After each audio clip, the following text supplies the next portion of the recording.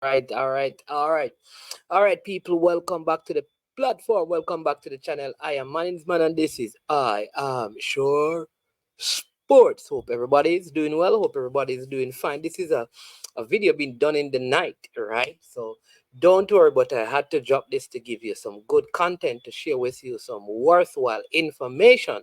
But before I jump right into the information I want to share with you, here's what I want you to do for me. Number one, hit that like button right now. Two, if you have not yet subscribe to the channel. Make sure, thirdly, you share the video.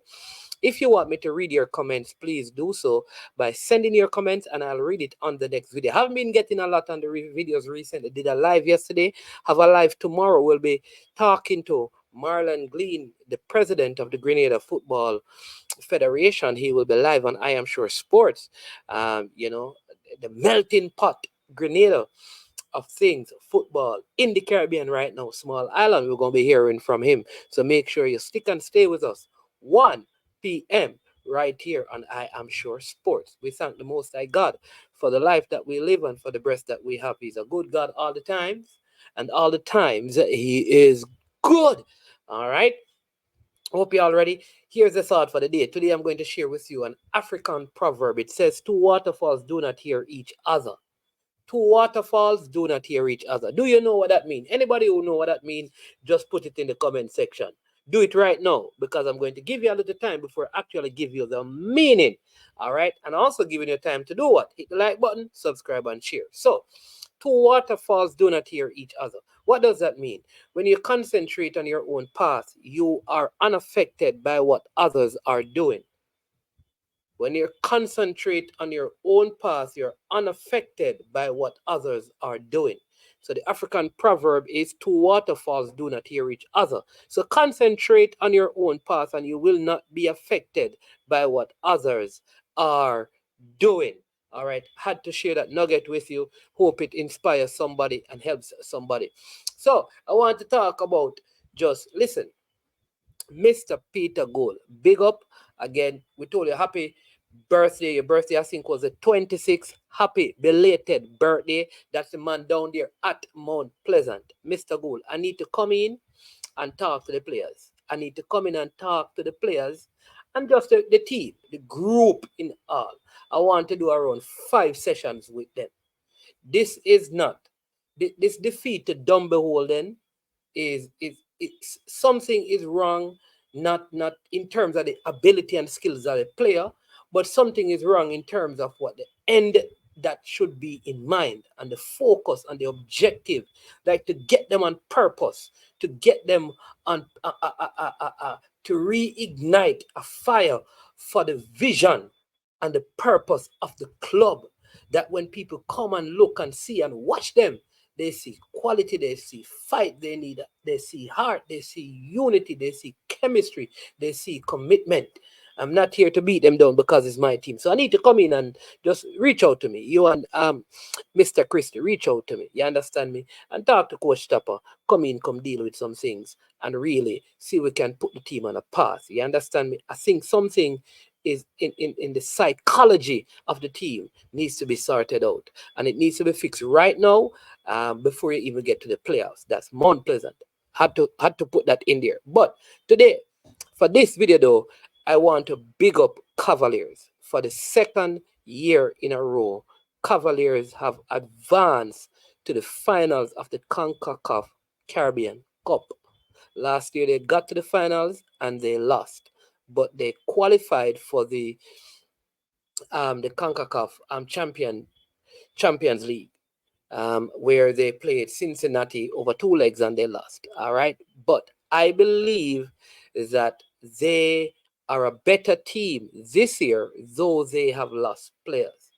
So they defeated Mocha. It was over 2 legs. They played in Dominica in unfavorable condition because there was a lot of rain and the field was waterlogged. The game ended 0-0. And Cavalier kind of took the lead very early in this game.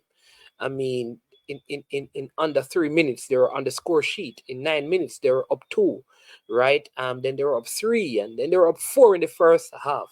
When the second half started, two Mocha players got red card, right? Because of one was an altercation heading into the tunnel when the goalkeeper, the starting goalkeeper for Mocha, assaulted a Jamaican police. Hey, him lucky. Him man assault a Jamaican police. People, the Mocha goalkeeper assaulted a Jamaican police in Jamaica. Let me say it again. The Mocha goalkeeper on his way to the tunnel, to the dressing room, assaulted, like punch, serious punch, thump, as we would say in Jamaica, a Jamaican police. He should be locked up. He should be locked up without bail. They should lock him up and don't make him get no bail until next week. They'll spend some time. What kind of madness is that? What kind of madness is that? And so he was red carded, and there's a next player that I think poked Dwayne Allen in his eye. And that was seen by the fourth official. And you know, they have VAR and those things here. So, bam, two red cards. So they started the second half with 9 players. That's Mocha. Cavaliers scored 3 in the second half, but they really outpossessed them. They had most of the ball and all of that. But to be fair to Cavaliers, the game was done from the first half. When it was 11-11, they had more possession than Cavaliers. Cavaliers were just destroying them in the transition game, transition in attack, just going down the wings and just using their pace. I mean, Jalmaro Calvin, that young player, 20 years old, right? Jamaican citizen, Antigua as well, did very well at the beginning. Kelly Overy did very well. Stein did well. Busy did well. I mean, Richard King, again, I've been speaking about this youngster. Richard King had a stellar game as a captain and the leader of that team. I mean, Cavaliers didn't even break a sweat, I believe. And so I must say then, this now must make Rudolph Speed, right now in Jamaica, the number one coach.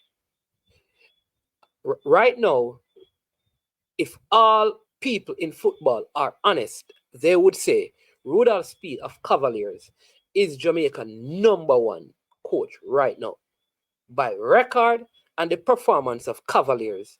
When you look at the kind of monies that they spend to get in players and where their players come from, he right now he's the number one. I'd go as far as to say there are very few in Caribbean club football that are ahead of him. So kudos to Mr. Rudolph Speed. You understand me? Yeah. I'm gonna honor people me want a Cavaliers jersey. I'm more pleasant me support. I'm saying this because the truth is the truth and the truth must be told. And I know that he's going to come under some serious challenges, especially on the 10th, because there is Craig Butler and Veer Phoenix, Craig Butler and Veer Phoenix, right? And they're also doing well. And both teams, these men are arch rival, football rival. We are talking about. It's not like them in a physical war and confrontation. We're talking about football philosophy and ideas. I think that is a game that everyone's supposed to watch. Like, I go to Sabina Park, Cavaliers on the 10th, Sunday the 10th of November.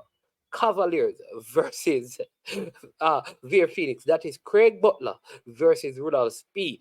That will be the mother of all JPL games that weekend. I am telling you, you understand. But I'm looking forward to that. But we have to give kudos and congratulations to Cavaliers. Again, they have gone to the finals. More money in the coffers, but outside of that, so many of the young players there are looking so well. You must also understand that 2 of Cavaliers' senior player left. 3. Chanel Thomas, who was one of their major goal scorer in the competition last year. He's at Mobile United.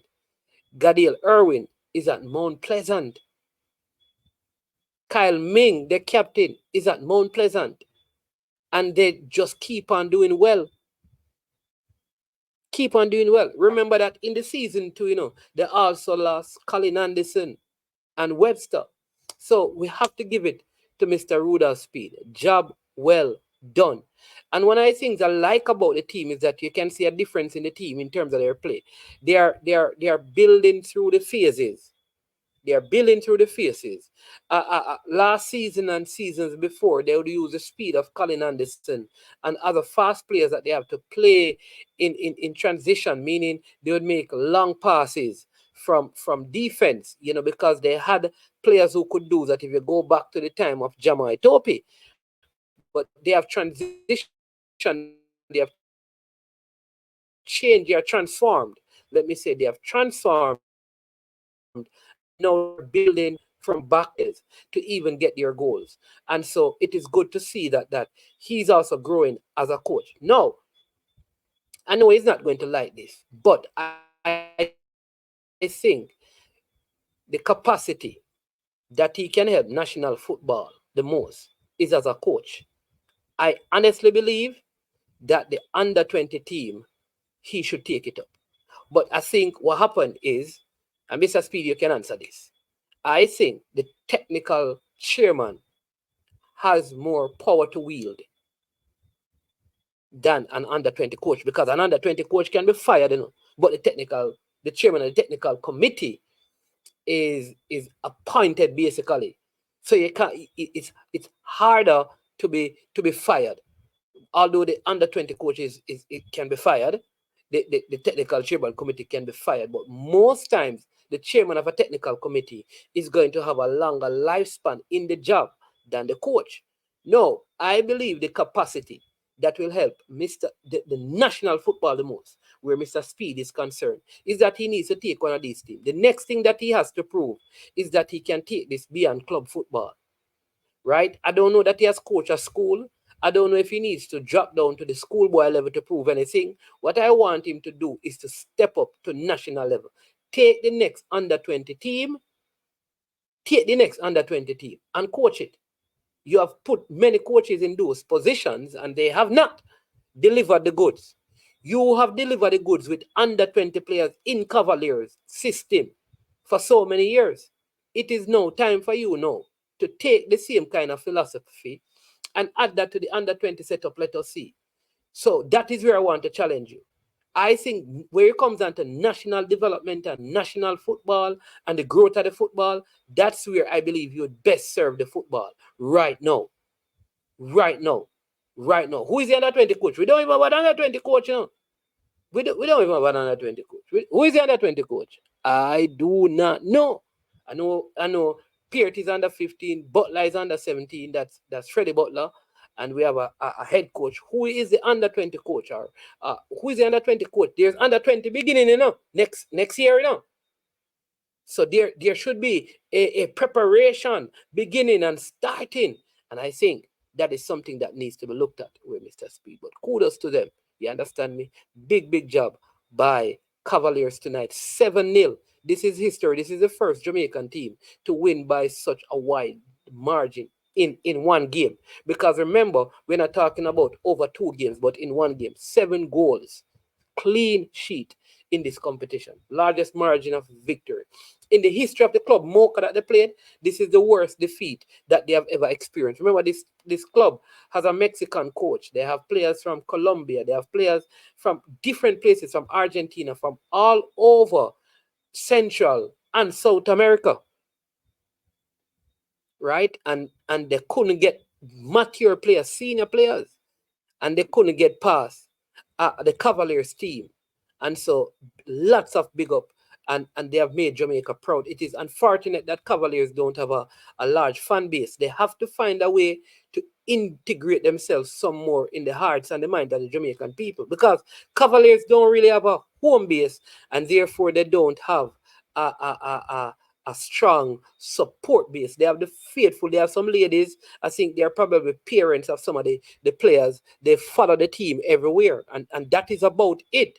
That is about it. I feel like if Cavaliers played even their games at Draxal, they would get more support. You understand me? I think maybe they need to look at that. That play some of their games outside of the regular venues, because you have to play some of the games. Probably find a good field in St. Mary and play it there. Some of the players that are starving for football. Probably Cavaliers need to look and talk to Wellington and say, listen, can I play a game down by St. Elizabeth Technical? You understand me? I believe that, what's his name? Uh Raymond Grant. They have field over there, side over there. In is it in St. Thomas or Portland? Or Portland, yeah. See if they can find somewhere over there and say, listen, wait, um, Raymond Grant, Raymond Grant, I want to come over there and play a game. Go back over there. You're a Portland man, Mr. Speed. Find a good venue and advertise it and put a Cavaliers game there. I think you have to begin to go into these different places to generate a fan base because the club is doing good and it is unfortunate that they're playing so well. And in the national stadium, less than 100 people, less than 50 people were there watching the game. I mean, no, see, probably a lot of those people were given tickets. So it's not like even tickets were really sold. You understand me? So I know you don't depend on the gates to make money, but that's something that you need to work on and the club need to work on. But I think one of the avenues you can take is to take the games outside of the regular Kingston venues and bring it into some of the places that have good surfaces, good changing room, play some day games on a Sunday, advertise it in some of the places that is starved for football. Imagine with me now that the next game between you and Portmore, your home game, you play it over in your parish of Portland where you come from. Imagine that. Imagine the support you're going to get. I'm telling you, imagine if when you go play Mobile United for your home game, you end up playing them at St. Elizabeth. You know how much people down by St. Elizabeth want to watch some JPL game, but they don't have a team there because Treasure Beach is not in it, Reno is not in it. So sometimes, probably 3 games per season, see how it feels and think. I think that is something that needs to happen. You understand me? But again, big up to you. I think you have proven yourself to be the number one coach right now. You understand? You know, say, I top of my general skill in about me. I will give you your props them. I'm going to be honest. You understand? No matter what I say, I top of my rate. You understand? So big up, big up. But Mount Pleasant, Mr. Gould, let me end with this. Mr. Gould and Mr. Christie, Coach Theodore Whitmore, Coach Davian Ferguson. Listen to me. It is not your failure to coach or pick the right players. It is not salary. It is not the comfort of the environment. There is a psychological thing that needs to change. I know what it is, and I'd like to talk to you to tell you what has crept in. And I have evaluated the situation and I've drawn the conclusion as to why you're getting some of these results.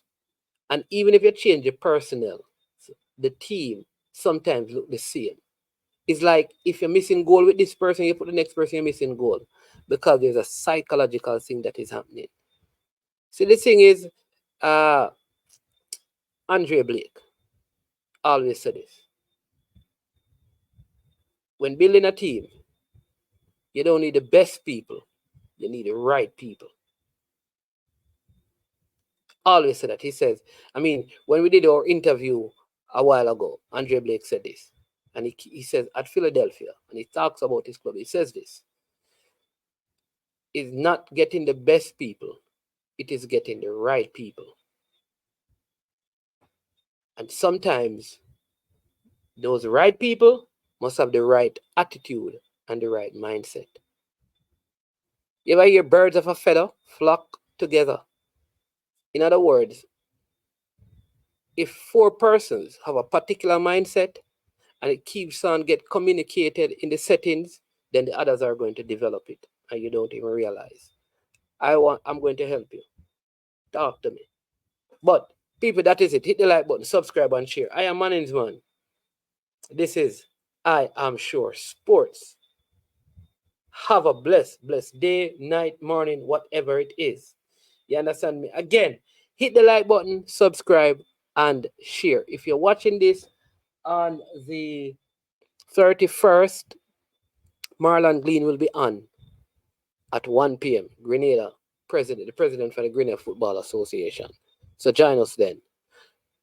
Salute, Cavaliers. Congratulations. Rudolph Speed. Congratulations.